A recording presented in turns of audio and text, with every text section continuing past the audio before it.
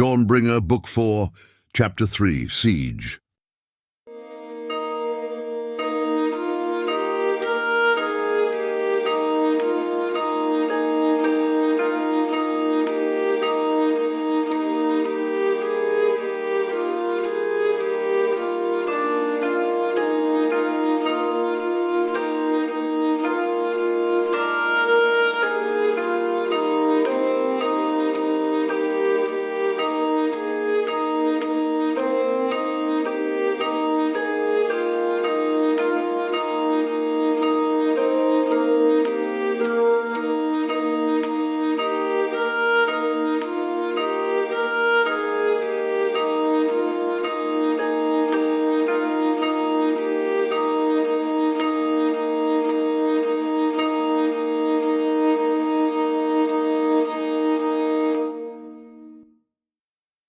As the men emerge from the crater, exhausted from the confrontation, their bodies shaking and weak, they look around. To their dismay, they see destruction in the perimeter surrounding the explosion of dark energy that emanated from the Lord of Death. Whatever buildings had once stood on the surface of the ground, directly above the cultic chamber, have been completely decimated, and for a good 30 yards surrounding, the damage is severe. Climbing out through the rubble, they hear cries of anguish and cries of fear, cries of pleading calling out the names of those who are lost, and they fear the worst. Upon coming to the streets of the city, they are met by a crowd of persons who have gathered about the wound in the earth, and they immediately learn that the same light that had enfolded the 5 men in the chamber also enveloped the people in the houses and streets surrounding, saving them from the blast. Only those in the area directly above the chamber were not spared the full force of the explosion, and their deaths must have been instantaneous. Eldarion receives this news with a mixture of relief and of regret. The light, called upon by his and Rawlane's conscious will, had nonetheless spread to protect others whose location they did not know, and had protected them as well. But such light had not prevented all destruction, nor all death, and whether through the limits of their own power or through some other mysterious reason or circumstance, the explosion had been directed upward, and nothing in that direction had softened the blast. But why? Why had this happened, and what was its import? Indeed, why had this explosion occurred at all? Not only do these questions plague the hearts of the men, but they also greet them in the numerous voices of citizens who crowd around them, their faces marked with panic or confusion, and their words drowning one another out in the effort to be heard. It takes a moment before Brima is able to silence the crowd enough that he can address them. There was a mysterious power that slumbered beneath the city, he says, but it appears to have been exorcised. We will tend to your losses immediately and shall share more information with all of you soon. Brima, it was not... Eldarion begins softly, whispering in his ear, but Brima turns and gives him a look that immediately silences him. Roomdill, will you please hasten to the citadel and inform the members of the council of what you have witnessed? Says Brima, turning away. And then, addressing the people again. Are there any wounded that need immediate treatment? Before any answers can be given, however, the earth groans and shakes with such violence beneath their feet that they are hardly able to remain standing. As if in anguish, the land cries out, and then from the center of the crater, a scar upon the flesh of Telmerian, black mist begins to belch forth. The same blackness that had enfolded the 5 men in their confrontation with the Lord of Death now seeps from the center of the wound, spreading rapidly outward like poisonous fumes, wrapping itself around everything in its path and piercing its every crevice until all is immersed in darkness. Chaos ensues almost instantly as the citizens cry out in fear and confusion, uncertain of the dangers that the darkness might hold. Despite their best efforts, there is little that Brima and the others can do to calm or temper this panic. In a matter of minutes, the city is enveloped in darkness, not unlike that of night, though more wicked and malicious, and without the subtle beauty that the night of the world always bears. And the mist rises up to blot out the very sky until the sun itself is hardly more than a greyish orb in the midst of a black sheet overhead. And then something even worse than the external darkness comes. Eldarion and Rorlane are the first to feel it, and they immediately know what it is, for long now have they been acquainted with the terror that is induced by the proximity of the creatures of darkness, the Ertenga. From the same centre from which the dark fog spread, now begins to emerge a creature not unlike the Druidach, but much larger, with muscle rippling across its taut flesh. It climbs out of a hole in the earth, as if some insect tunneling from the depths of the soil back to the surface, and it lets out a roar that echoes across the city. As it takes a step forward, they see that the rippling of its muscles is due not only to its incredible strength, but to something else. For it looks almost like the skin boils, and in boiling rips open to unleash what it bears within. From all over its body then lash out in every direction massive snakes with fangs bared, hungering for prey. The creature steps forward and calls out in the black language words of command, to which respond immediately its companions, Ertenga in great number of all shapes and sizes, crawling forth from the crater as spiders from their secret lairs. There are Druidach, not unlike those that they have encountered before, in the barrow of Serra Galaptes and in the siege of Ristfand, though they look to have been improved by their master, with claws as long as daggers, able to pierce armour and to counteract a blade, and with spine-like growths upon their skin, on the torso and on the upper arms and legs, which evidently serve as armour. In addition to these Druidach, there are other Ertenga as well, whose great variety and grotesqueness surpass description. And thus it begins, Sighs Eldarion, unconsciously stepping back and staggering upon his feet, as if struck with a blow to the chest. Taking a moment to rein in his fear and frustration and the panic that he too feels, he turns to Brima and Syrian and says, "Have everyone evacuate the lower city to the upper portions, and seal off all access between the two. I know not how or where they shall appear, but this is clearly the locus point of their arrival. And set ablaze all the lights that you can, torches and braziers and hearths, all of it. Light will be your best weapon against these beasts, but prepare also to fight them off with weapons of iron and steel." "Our torches give hardly any light, sir," says a voice behind Brima. They turn and lay their eyes upon a soldier of the guard, his face lined with despair, though a spark of courage shows still in his eyes. And his words are true. In his hand he holds a torch with flame licking from it in full blaze, but its light is all but devoured by the blackness that surrounds it. "Oh, by all the gods, what are we to do?" cries Brima in anguish. "The very same as I said," insists Eldarion. "There is no choice but this. The light is weak, but it shines nonetheless." He pauses a moment and then opens his mouth to say something else, to ask for a company of guards to remain here and aid in the resistance. But there is no time. The beasts begin to spread from the crater, and he draws the Lightbringer from its scabbard and steps forward to meet them. Rorlane is at his side, his axe already blazing with bluish light. "We must be sparing," Eldarion manages to say before they engage the enemy. "To expend the light too liberally will break our strength too soon, but we will do what we must to hold them off until the people of the city can take refuge and until a defense can be prepared.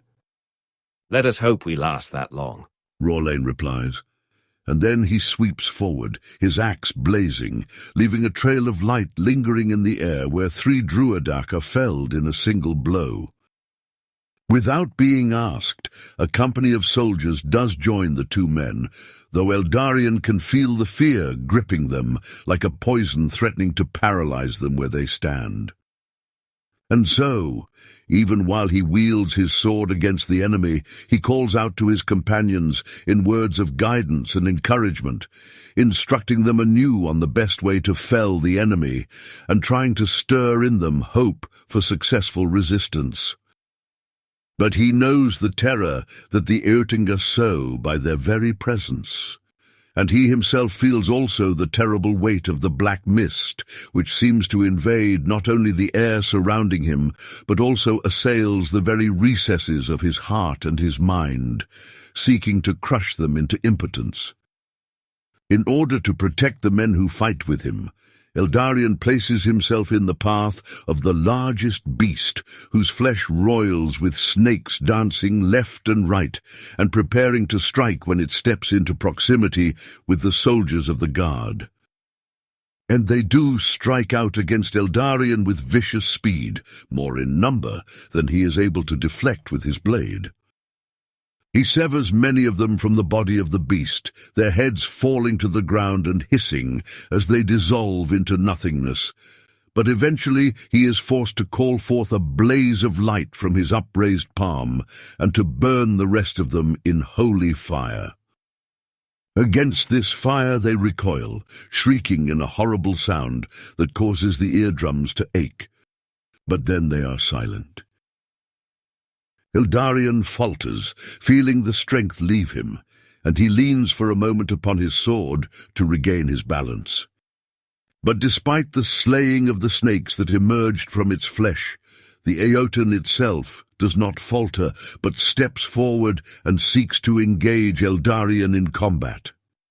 In an instant, its upraised arms are intercepted by Rorlane, who leaps through the air and with a wide swipe removes both of its hands from its arms. These 2 dissolve to nothing as soon as they touch the earth.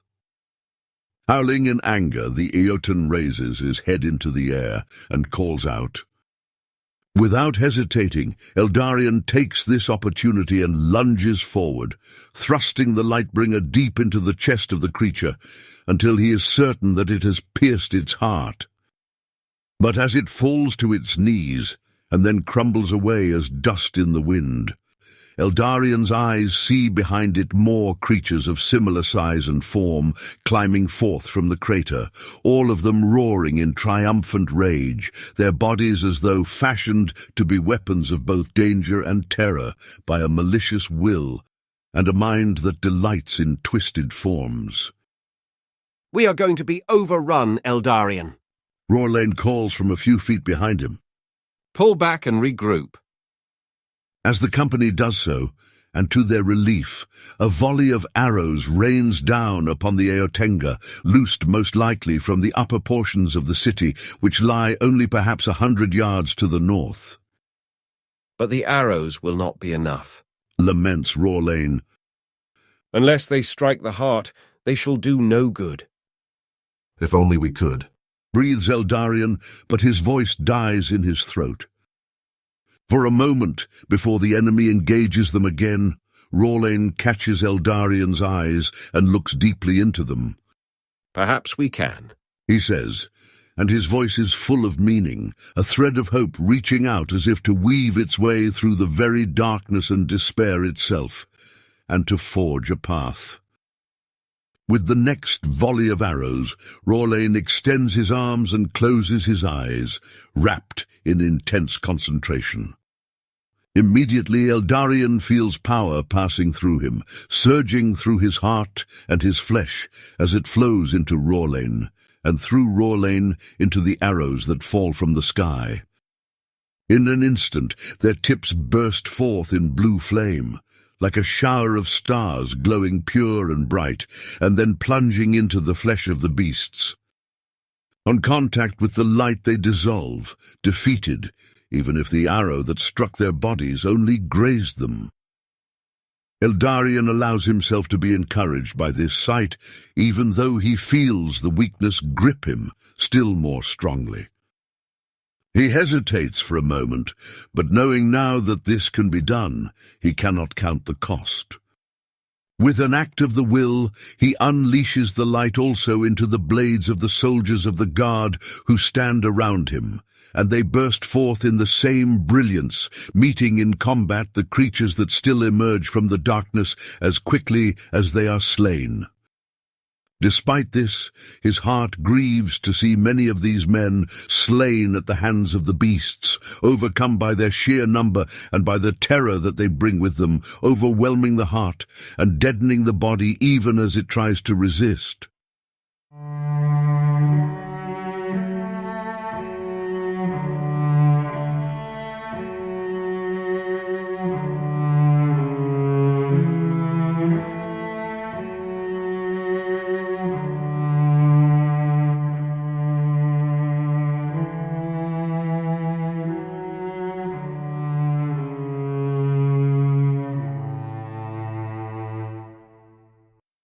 Tiliana and Elmarie rush through the upper city, lighting lights and encouraging wavering spirits as the battle rages below. Evacuees from the lower city, women, children, and the elderly, are aided in their flight to the citadel and its surrounding buildings until there is no longer any room, and then the largest and most sturdy houses of the upper city are filled and barricaded. As far as possible, the untrained men, recruited only recently and given weapons despite their lack of training, are allowed to stand guard over their families and friends, their wives and children, while the trained city guard stands outside in companies awaiting their summons to direct conflict, or are already together with Eldarion and Rorlane in the midst of the fray. Syrian, for his part, gathers a small company of men and says to them, "Will you accompany me back into the fray, not to fight the enemy directly, but to find what wounded we may of our own people, and to carry them to safety?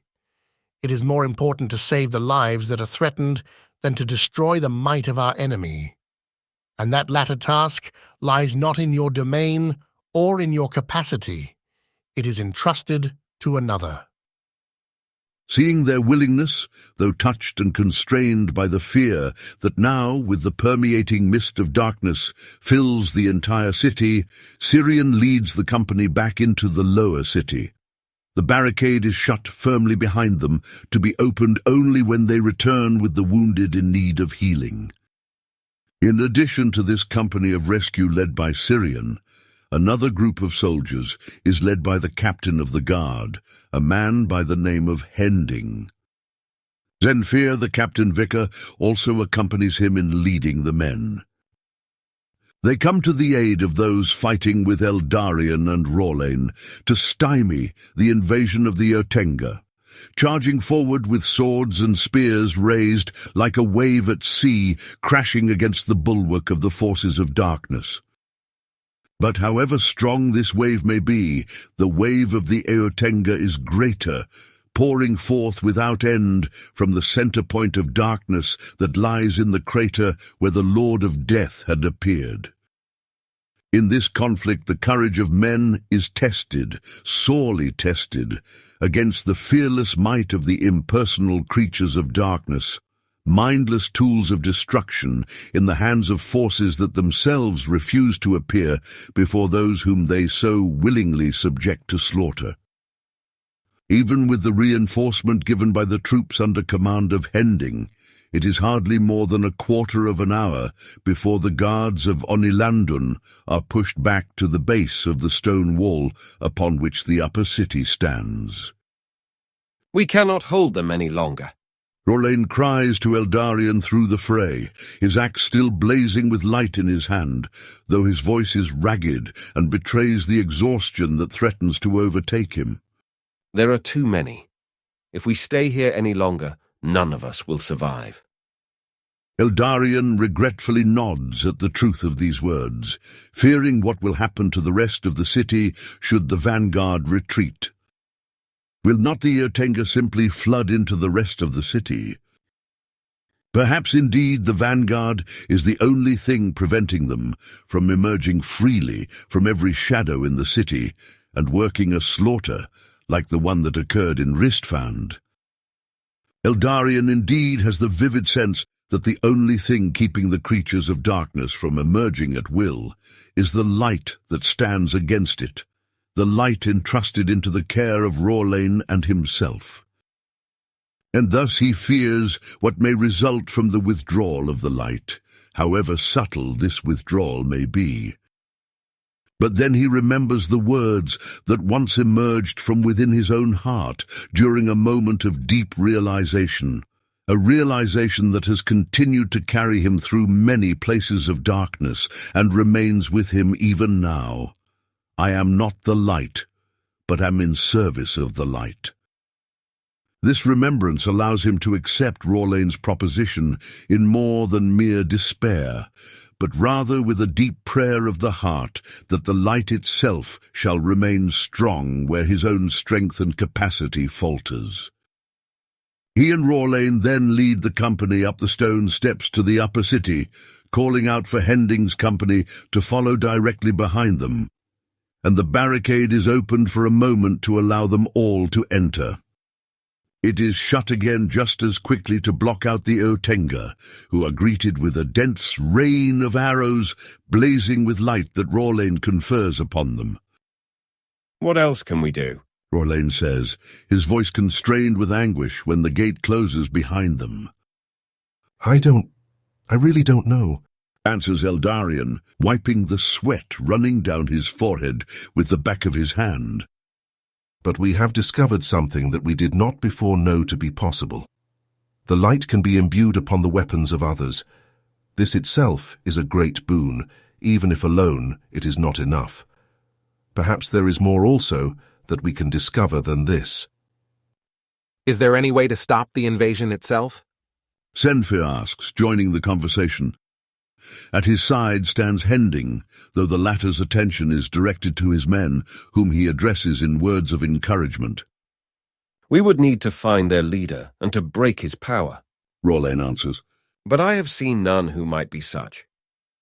If it is the one who called himself the Lord of Death, says Eldarion in a voice weak with anguish, then I have little hope either of finding him or of defeating him. His power was far beyond anything I have encountered before. I fear that it would crush all in its path in an instant. Why he did not crush us in our encounter with him I know not, but I am certain it was not from lack of ability. This lord you speak of, Senfir says. where was he and what happened to him? He was hidden in the underbelly of the city, summoned here by the members of the cult. He appeared for but a few moments in a circle of summoning, only to taunt us and to disappear, calling forth both the darkness that now envelops us, as well as the beasts that now flood the city. The crater from which the creatures emerge is the same place where we encountered him. Could you perhaps find him in the same place again? Senfir asks. I know it sounds foolish, but if they are still emerging from the same place, could he not still be there giving life to them? Eldarion and Rorlane think about this for a moment, and then the former says, I doubt it. Proximity has little or no effect on the power of such beings. And yet there must be a reason that the Eutenga emerge from there and from nowhere else. interjects the latter. I think there may be some truth to Senfir's suggestion. What truth do you imply? I wish I knew. At this moment, Hending finishes speaking to his men and turns to the three, interrupting their converse. He says to Eldarion, You are the one of whom all now speak, the one gifted with light and claiming to bear the blood and heritage of Serigalaptes. If this is the case, can you not use your powers to discern the way to defeat our enemy, rather than relying upon your reason and thought alone? Despite the intensity in both his words and his voice, his tone is not accusative, but rather merely inquisitive. Eldarion is taken aback at first by the directness of his question, but then he replies, The gifts of the gods are not contrary to reason and to the truths discovered by human thought, and yet you are right in this. They go beyond it both in depth and in insight. Perhaps there is some hope in what you say. At this moment, a deafening crash sounds not far away, as the Eotenga begin to batter against the gates, keeping them from entering the upper city. We have little time, Rawlane says. Is there any way that I can assist you, Eldarion? I need to be alone for a moment to concentrate. He replies. Harness the light as you must. Give me only a few minutes. Whether I discover something or not, I shall return to you soon. With this, he turns away and shuts himself in a guardhouse nearby. He drops to his knees and places his head against the earth, covering his ears with the palms of his hands to block out as much external noise as he is able. In the darkness that surrounds him, he does not at first realize that his eyes have remained open, and upon this realization he closes them, directing his gaze inward, beyond the flesh, as if reaching out to touch what cannot be touched, not now the light for which the heart longs, but the darkness from which it recoils. A couple minutes pass, and he feels nothing, as if he is grasping at air and wishing it were solid. But then he turns away from the darkness and back to the light, leaning into it with all of his spirit, a spirit weakened and exhausted. He pleads, Show me where I must go to bring an end to this assault. For a long moment after this, time seems to stop, and Eldarion feels suspended in expectation, a dense silence and darkness enfolding him, not now as terror and death, but rather more akin to the darkness of the womb, awaiting the outpouring of light and life. And then image and awareness flow into his mind. Both together merge into one reality, a conviction in his heart abiding and deep. In image, he sees himself lifted up from the earth and carried across mountains and valleys, across snow and stone, night and day, through darkness and fear and conflict, in hope and faith and longing, and to a citadel high upon majestic peaks, built upon the living rock of the mountains themselves, as if an extension of the very life of Telmerion, breathing forth as a cradle for the civilization of man, and yet by man tended. In awareness, he comes instantly to understand the answer to his pleas, the assault of the creatures of darkness that now lay siege to Onilanden can only be stopped by defeating their onslaught in direct conflict here and now. And this is possible because, when slain with the power of the light, such creatures cannot return again to the earth until fashioned anew by their maker. And underneath this awareness is concealed another. It is not Eldarion's place to lead the conflict against these legions of darkness, but rather to follow the path marked out to the very heart of the darkness, whence all else arises.